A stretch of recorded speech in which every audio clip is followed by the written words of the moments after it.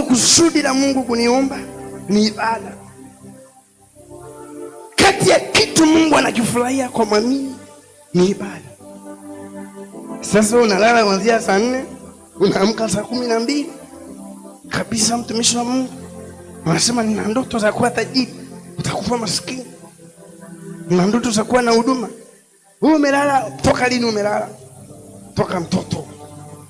Lazima utoke kwenye viwango vya kulala usingizi, uende kwenye maisha ambayo utatamani kulala masaa 4 na ya kutosha. Unaniambia ni mimi sasa mimi Mungu aliwahi kunifundisha kitu. Wakati nimeajiriwa, tulikuwa tunaingia kazini saa 12:30. Ukiwekwa zamu, unaambiwa uingie kazini saa 11.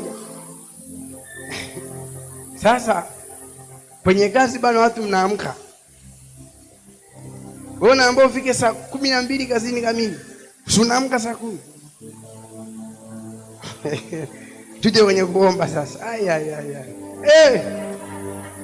Alafu inalia, unabonyeza na snooze ka. Unaendelea kulala. Inalia tena, unabonyeza. Bila ingekuwa kazi. Unasema muda, kumbe kazini muda umefika. Ngoja niamke.